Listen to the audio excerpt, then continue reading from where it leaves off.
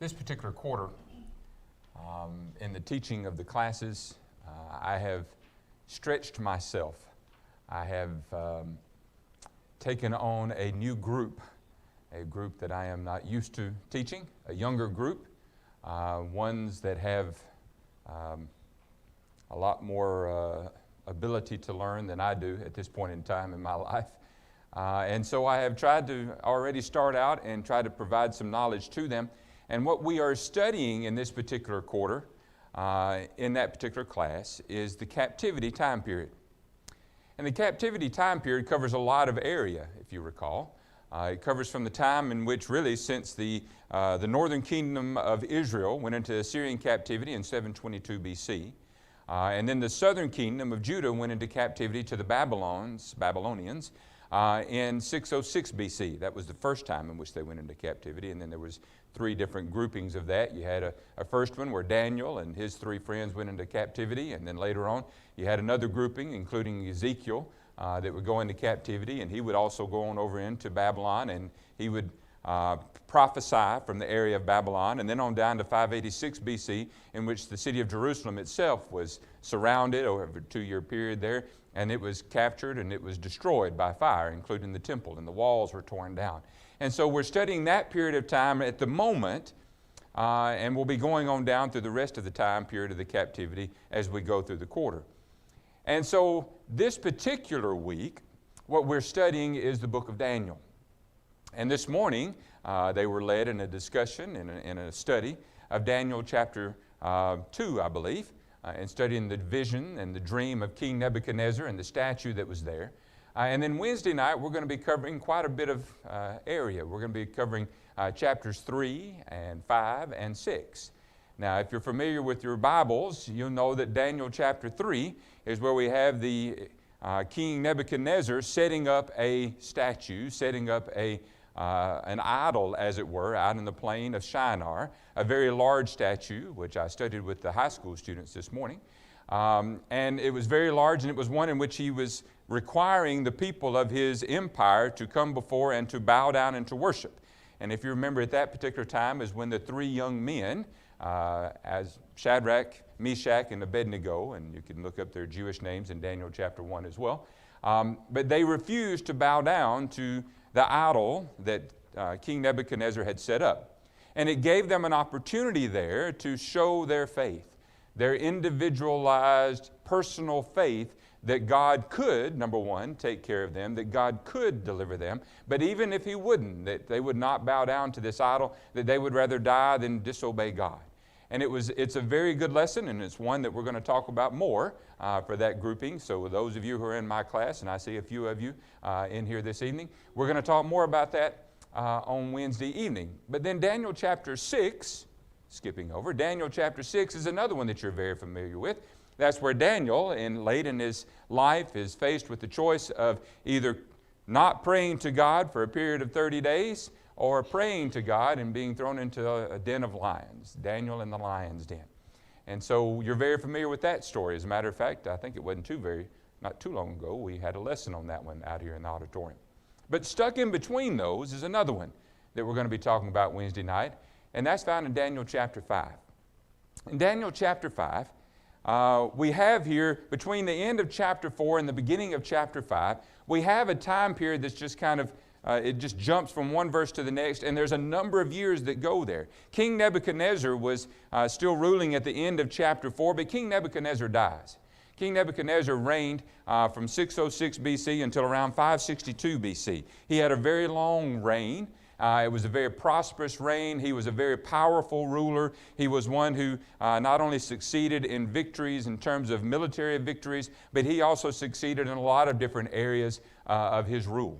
But then after him, his son rose up after him and only reigned for 2 years. His name was Marduk, and I'm just totally obliterating his name, but you get the point. He's also known as Evil Marduk in Jeremiah, at the end of Jeremiah. He reigned only for 2 years, and after 2 years he was assassinated.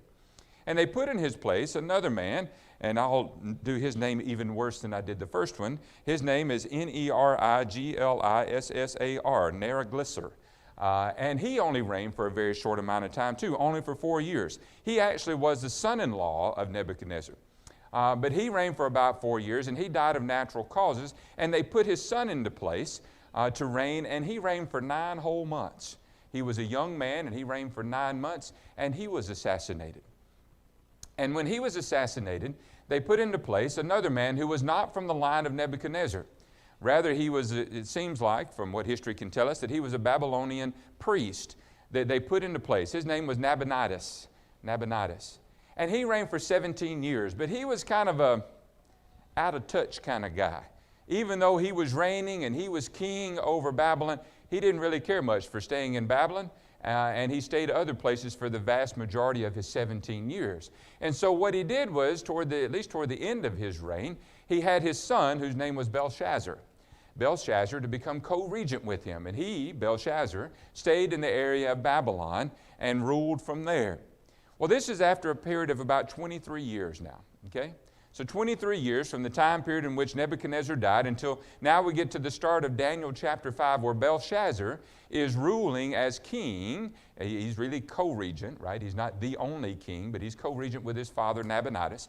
And he is ruling as king there in Daniel chapter 5. But other things have been happening along this time frame. The other things that have been happening among this time frame is that there is another empire that has been growing, and that is the Medo-Persian Empire. And a man by the name of Cyrus, who is a very capable general, has been going around and he has been capturing and he has been taking a lot of land. And he comes outside the land of Babylon and outside the city of Babylon, and he defeats Nabonidus in military victory. But he's not able yet to take the city of Babylon itself. And it's because the city of Babylon is so well fortified. It has a great wall around it. I've read different things about how big the wall was, but big enough that you're not going to be climbing it and getting through it and getting over it anytime soon. And so it had a great wall fortified around it. And not only that, the city itself was built such that the river Euphrates, or the Euphrates River, actually flowed through it.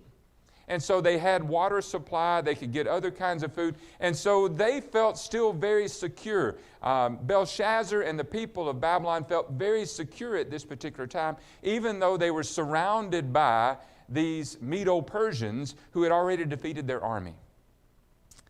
So at the beginning of chapter 5 in the book of Daniel, what we have here is a king, a man who is sitting on his throne, who is kind of turning up his nose and trying to prove that although our soldiers and our army has lost outside the city, we're still okay. We're going to be all right.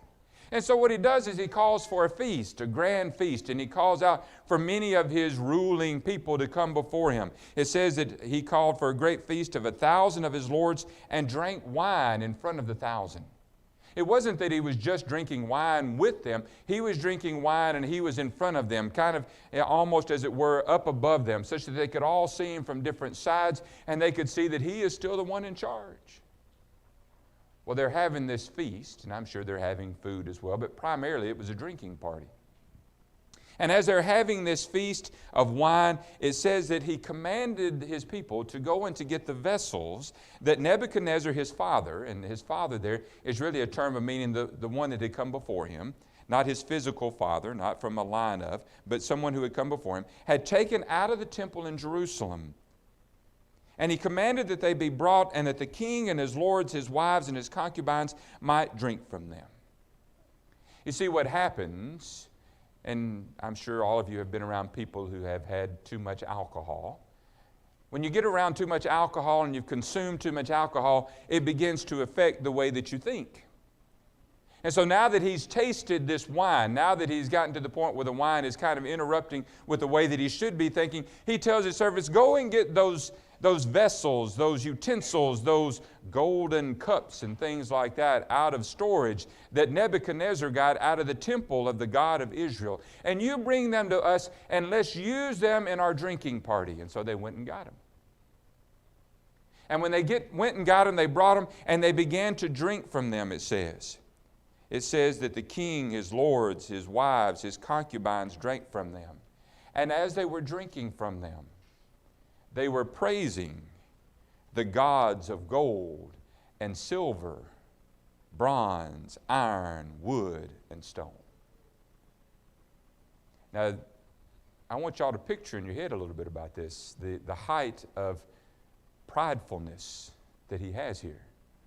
That he would go and that he would get these utensils, these cups to use in drinking wine.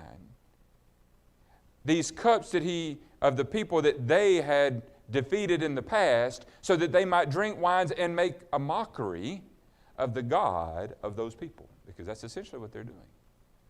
They're using the utensils from the temple to praise gods of their own, of gold and silver and bronze and iron and wood and stone.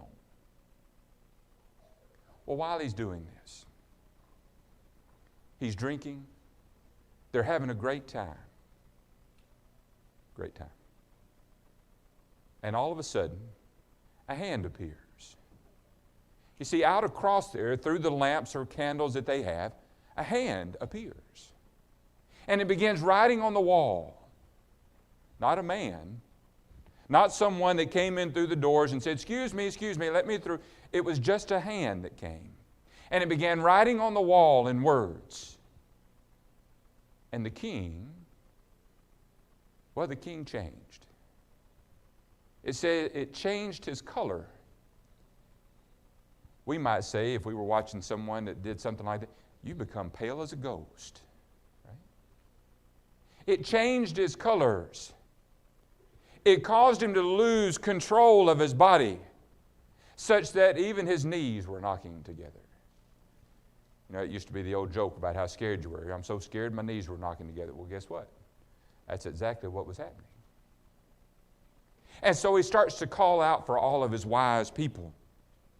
It says that he calls out loudly to bring in the enchanters, the Chaldeans, and the astrologers. And the king declared to the wise men of Babylon, whoever reads this writing and shows me its interpretation shall be clothed with purple. I'm going to put the best robes on this guy, robes of royalty. He'll be clothed with purple and have a chain of gold around his neck. We will put royal jewelry on him, and shall be third ruler in the kingdom. Now, I've already mentioned to you, he's co-regent with his father. So therefore, he really can't give away the second, because he's kind of the second. So the best he can give you is third. But he's offering you third. Whoever can tell me what this writing means, that's what I'll give to you. And the pattern in Daniel is that these enchanters and these astrologers and these wise men, they couldn't do it.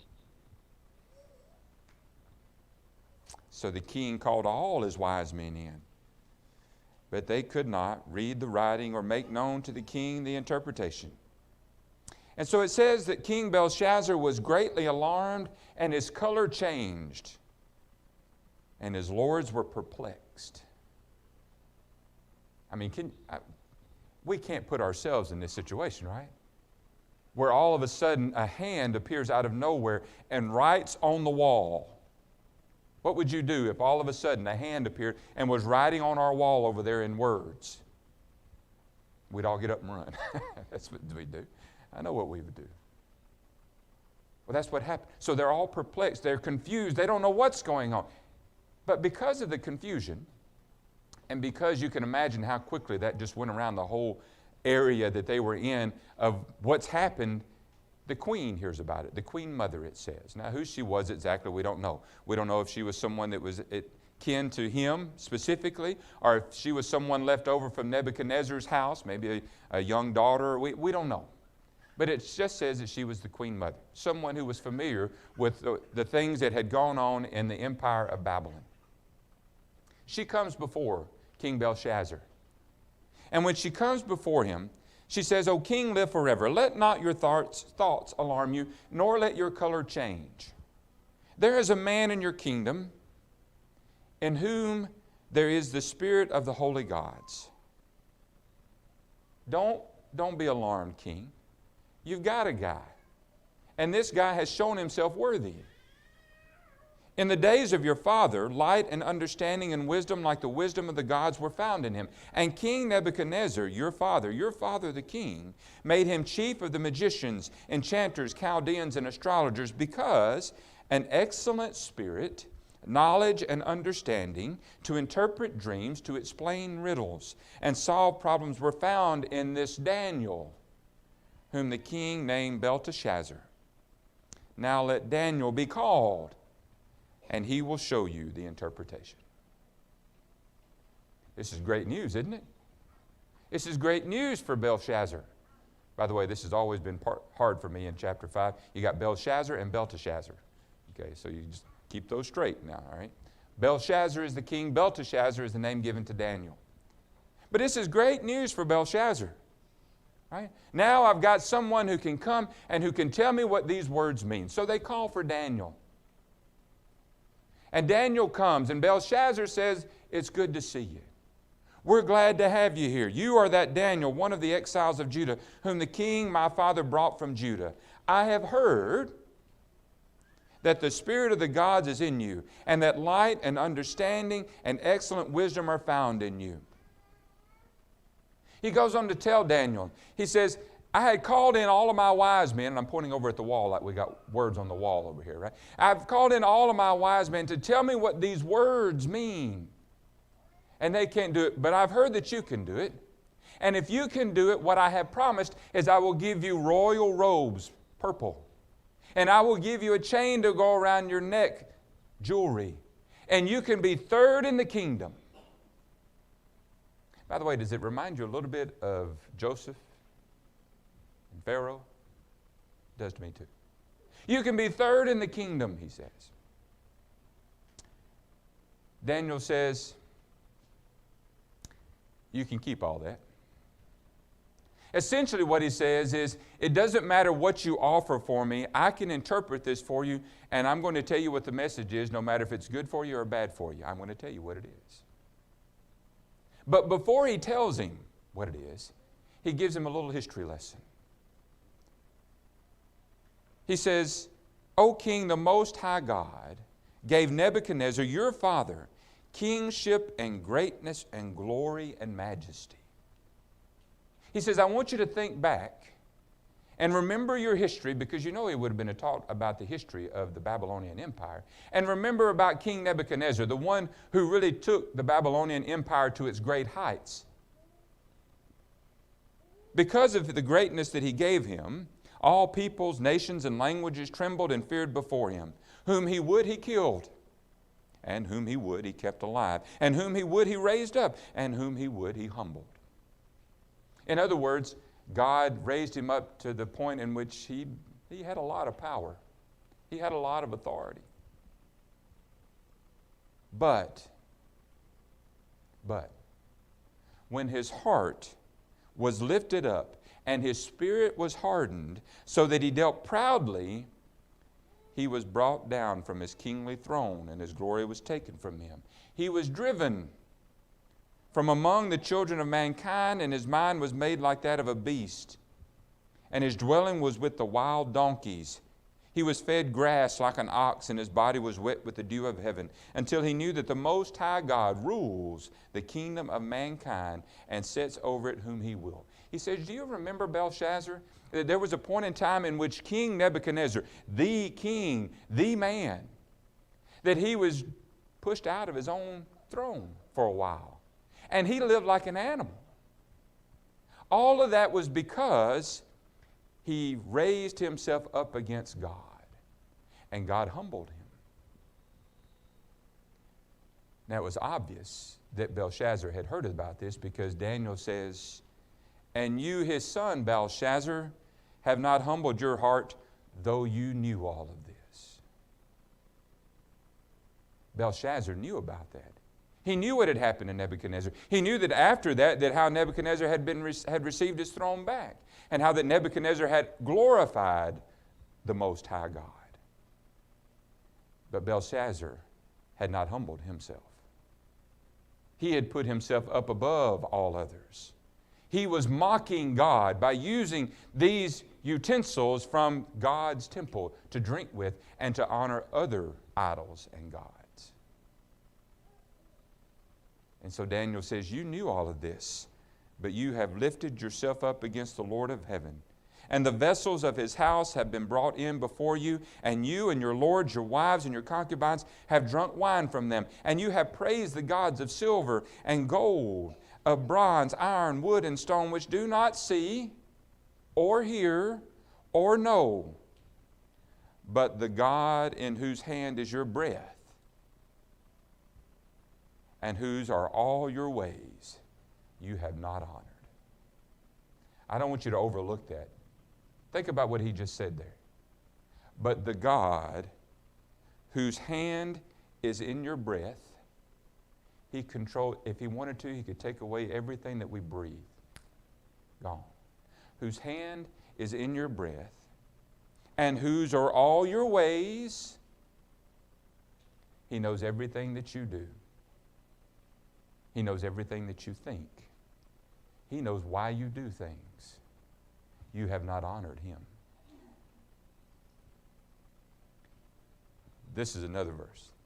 Then from his presence, God's presence, because he had not honored God, then from his presence the hand was sent. You ever thought about some of the ways that these things are written? He was not honoring God. He was mocking God. And from God's presence, he sent a hand. It's awesome to think about. And this writing was inscribed. And this is the writing that was inscribed, he said. Mene, Mene, Tekel, and Parsin. I don't know about that either, okay? But we're going with it. Mene, Mene, Tekel, and Parsin. Mene.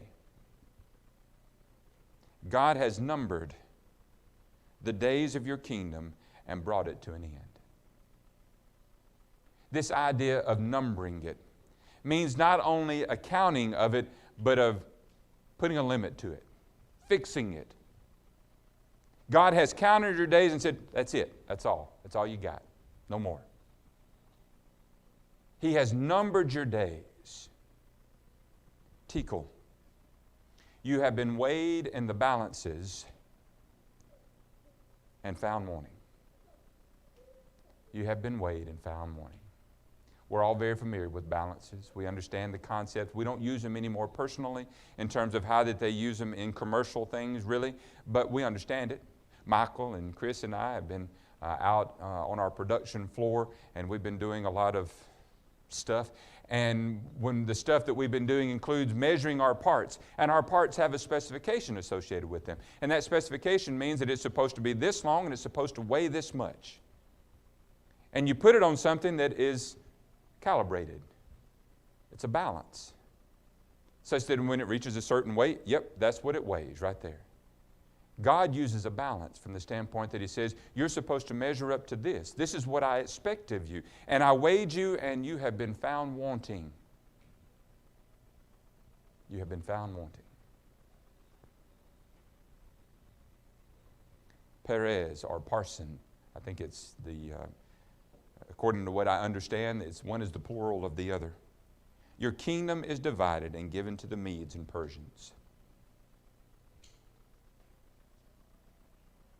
It was great that he had someone to interpret, but the interpretation is probably not what he wanted to hear, was it? Mene, your days have been numbered. You have been counted. That's all you got.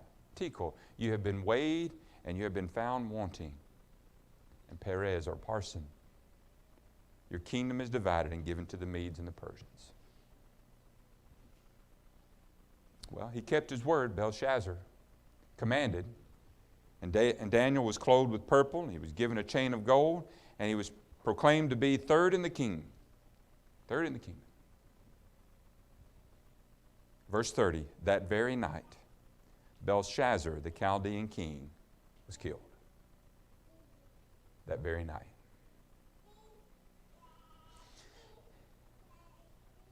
What do we learn from Belshazzar in Daniel chapter 5? We could talk about a lot of things. I had a lesson on this 3 years ago. I look back 3 years ago. So if you remember my points from 3 years ago, you're going to get to hear them again. But really there was only 2 points from then. And one is, just as Belshazzar's days were counted and given a fix, so do we. we only have a fixed amount of time to live on this earth. Now, unlike Belshazzar, God has not come to us and said, tonight is your last night. But it could be. There's just a fixed amount. Moses talks about it over in Psalm 9. He says that there's, if you can live to 70, you're good.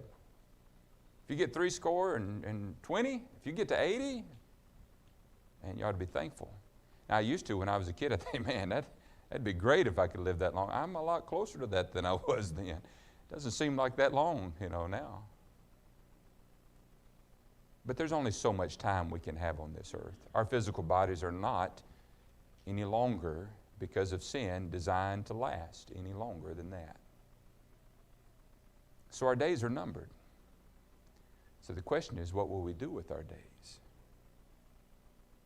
What will we do with them?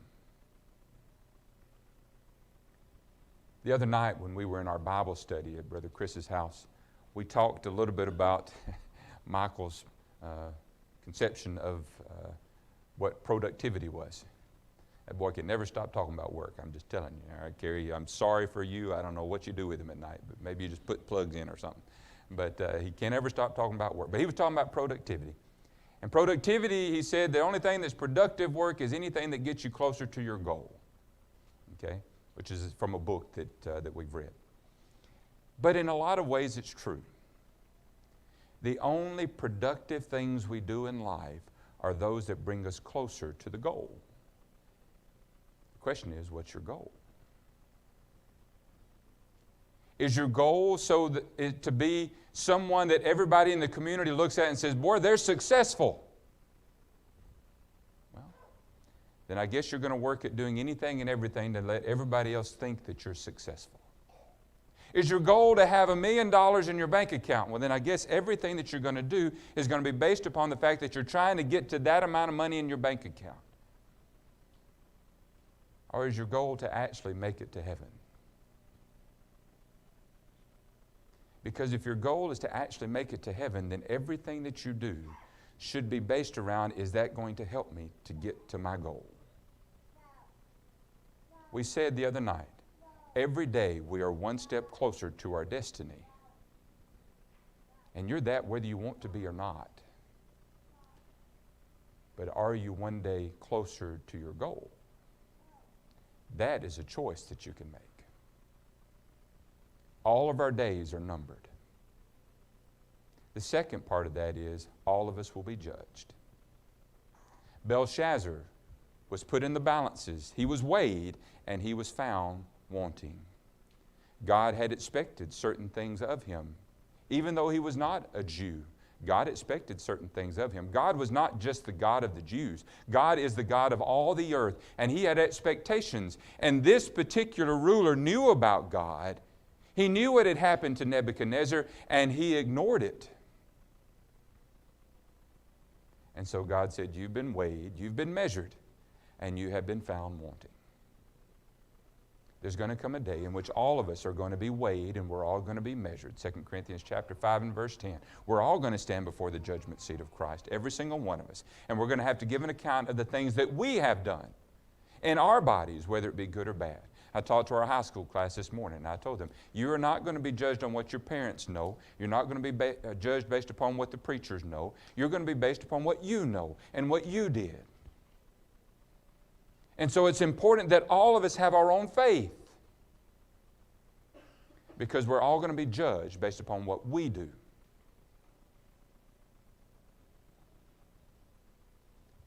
Your days are numbered. You're going to be judged. But God is just. God is merciful. God is loving. God is long-suffering. God is patient. God is kind. We could stand here for a long time, couldn't we? While I'm thinking of it, I'm going to take a real quick detour. Real quick. Okay? Go home tonight. I started this on the band app a little while ago, and then I stopped, and shame on me for stopping. Start with A, and just put your alphabet down through there. It'll help you try to remember if you remember your alphabet, okay? A through Z. There's 26 of them, just in case you've forgotten. Just start and go down through there, all right? And on every one of them, right next to A, write a word that describes God. What's a word that starts with A that describes God? And on the vast majority of them, you'll think of a bunch. And when you get to Q, it's going to be really, really tough. It's going to be tough. Z ain't going to be easy. Q is going to be tough. But a lot of them are going to be easy. He's awesome. He's able.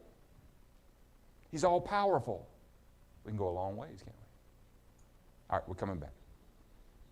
God is just, He's kind, He's merciful. And He wants you, and He wants me to do what's right. Because He wants all men to come to repentance. As we bring our lesson to a close, you're going to say, why did you read Luke chapter 12 as the introductory passage to talk about Belshazzar? And the answer is simple. Just as Belshazzar was told that your days are numbered, that rich fool was told, fool, this night your soul is required of you. We don't know when it will be required of us. So we need to live each and every day as if we're going home tonight. So if you're here this evening, you never obeyed the gospel of Jesus Christ, tonight is the perfect time and the perfect opportunity. And we'd love to help you as we stand and as we sing.